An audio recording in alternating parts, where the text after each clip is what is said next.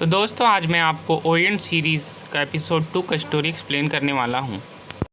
तो एपिसोड की शुरुआत में हमें दिखाया जाता है एक बूसी बनने के लिए हमें कड़ी ट्रेनिंग और कड़ी मेहनत की ज़रूरत पड़ती है। और इधर मुसाशी और कांजीरो मॉन्स्टर को मारने के लिए गाड़ी में बैठकर निकल पड़ते हैं। तो आगे हमें दिखाया जाता है कि एक राक्षस दूर बैठा कांजीरो और मुसाशी को देख रहा था और उसी वक्त में कांजीरो अपना बाइक को उसके सामने ले आ देता है, जिसके कारण मुसाशी को एक मौका मिल जाता है और उससे वो एक खतरनाक वार करता है और उसे बीचों बीच काट देता है। कटने के बाद मॉन्स्टर 2 भाग में बढ़ जाता है, लेकिन वो मरता नहीं। उसका शरीर फिर से जुड़ने लगता है और रीजनरेट होने लगता है और हमें दिखाया जाता है कि वो पूरी तरह से ठीक हो चुका है। तभी उसी समय ढेर सारे बुद्धिस्ट और मॉन्क्स आ जाते हैं। वो प्रार्थना करने लगते हैं वो उस मॉन्स्टर से ताकि वो उन्हें छोड़ दे, लेकिन वो मॉन्स्टर उनके सारे सामान को खा जाता है और वो हंसता है और वो दैत्य के रूप में ज्वाला की तरह इवॉल्व होके एक खतरनाक और भी बड़ा मॉन्स्टर बन जाता है। और मुसाशी और कांजीरो उसे देख के घबरा जाते हैं, उनका रूह कांप उठता है। राक्षस हंसते हुए मुसाशी और कांजीरो को देखता है और बोलता है कि तुमने मुझे बीचों बीच काटा था। और वो मुसाशी और कांजीरो का पीछा करने लगता है। वो इतना बड़ा होता है कि मुसाशी और कांजीरो को गाड़ी के सहारे भागना पड़ता है, लेकिन वो कुछ क्षणों में ही उनके पास आके उन्हें गाड़ी से गिरा देता है। और हमें दिखाया जाता है कि वो मॉन्स्टर खड़ा हो जाता है और वो और भी खतरनाक रूप में तब्दील हो जाता है और उसके 6 हाथ निकल आते हैं। और जितने भी बुद्धिस्ट और मॉन्क रहते हैं उसे प्रेयर करने लगते हैं कि उन्हें छोड़ दे। कांजीरो बोलता है कि प्रेयर करना व्यर्थ है क्योंकि वे हमें खा जाएंगे, और वो अपना तलवार उठा लेता है। वो मॉन्स्टर से लड़ने के लिए कांजीरो अपने तलवार को आगे करता है, लेकिन मॉन्स्टर उसके तलवार को पकड़ लेता है और उसे खाने ही वाला रहता है कि कांजीरो अपना डायरेक्शन बदल देता है, जिसके कारण वो ज़मीन में गिर जाता है। वो याद करता है कि वो कैसे एक बूसी बना था। उसे बचपन की धुंधली यादें आने लगती है, वो कैसे वो तलवार को उठाता था। कांजीरो के पिता उसे बहुत ट्रेनिंग देते थे, लेकिन कांजीरो अपना होप खो बैठा था और उनके फादर उसे बोलते हैं कि चलो तुम मेरे साथ, मैं तुम्हें एक राज की बात बताता हूँ। उसे वे एक कमरे में ले आ देते हैं और उसके कंधे में हाथ रख के बोलते हैं कि तुम एक आखिरी वंशज हो इस बूसी खानदान के, जो इस तलवार को इनहेरिटेड करोगे। और कांजीरो उठ पड़ता है और वो फिर से मॉन्स्टर से लड़ने लगता है, लेकिन कुछ क्षणों में ही मॉन्स्टर फिर उसे गिरा देता है।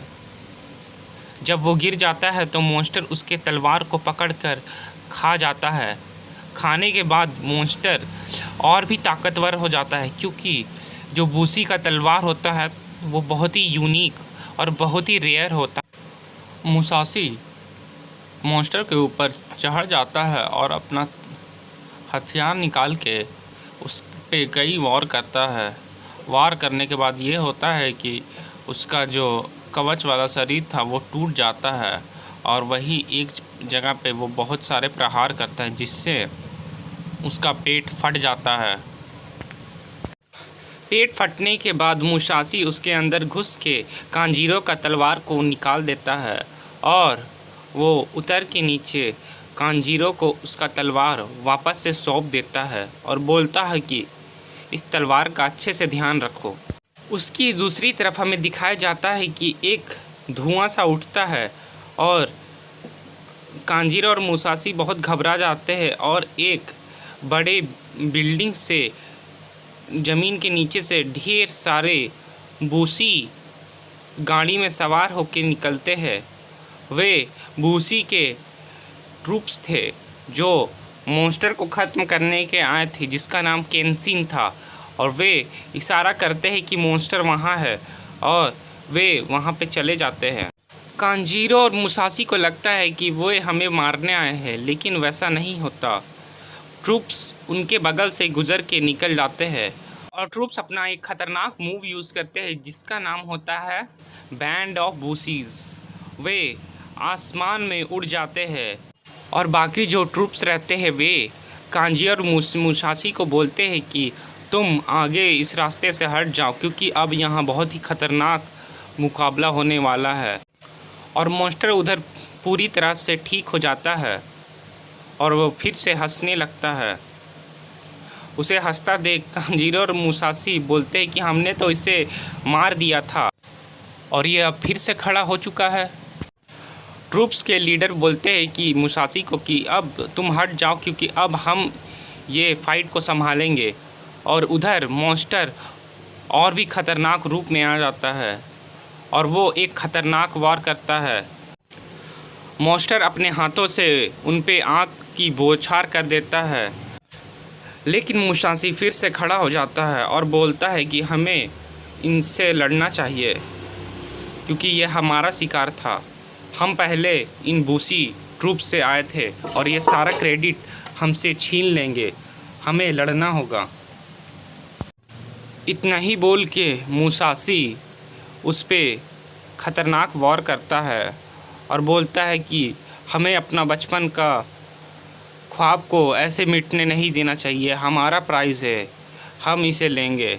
और वो उस पे एक ख़तरनाक वार करता है।